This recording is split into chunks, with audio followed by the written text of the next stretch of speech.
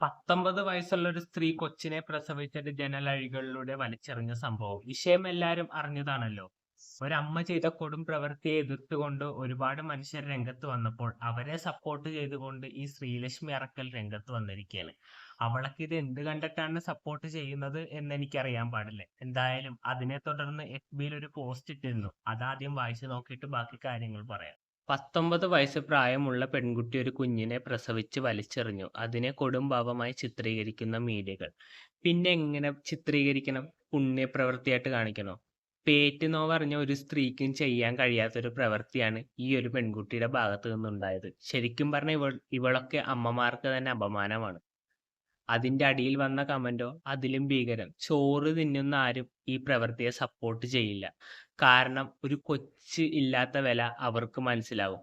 നീയൊക്കെ സമൂഹത്തിലൊന്ന് ഇറങ്ങി നോക്ക്. എത്രയോ ആളുകൾ കൊച്ചുങ്ങളില്ലാതെ ബുദ്ധിമുട്ടുന്നു. അവരെയും കൂടി ഒന്ന് ചിന്തിച്ചു നോക്ക്. ഒരു കുട്ടി ജനിച്ചത് കല്യാണത്തിന് മുമ്പോ ശേഷമോ ആകട്ടെ, എന്തായാലും ഈ പെൺകുട്ടി വിചാരിക്കാണ്ട് ആ കൊച്ചു ജനിക്കില്ലല്ലോ. ഇതൊന്നും മനസ്സിലാക്കാനുള്ള കോമൺ സെൻസ് നിനക്കില്ലേ? അറിയാൻ പാടില്ലാണ്ട് ചോദിക്കണേ. അതിന്റെ അടിയിൽ വന്ന കമന്റോ അതിലും ഭീകരം. കേരളം ഈ അടുത്ത കാലത്തൊന്നും നന്നാകാൻ പോകുന്നില്ല. നിന്റെ ഈ മോശം മെസ്സേജുകളൊന്നും കേരളത്തിൽ പടർത്തി ചീത്തയാക്കാണ്ടിരുന്നാ മതി. ഇന്ത്യൻ സമൂഹത്തിൽ വിവാഹത്തിന് പുറത്തുള്ള ഗർഭധാരണം ഇന്നും വലിയ അപമാനമായാണ് കാണപ്പെടുന്നത്. പ്രത്യേകിച്ച് ചെറുപ്പക്കാരികളായ പെൺകുട്ടികൾ ഗർഭധാരണം നടത്തുമ്പോൾ സമൂഹം അത്രമാത്രം മോശം കണ്ണിലൂടെയാണ് അത് നോക്കിക്കാണുന്നത്.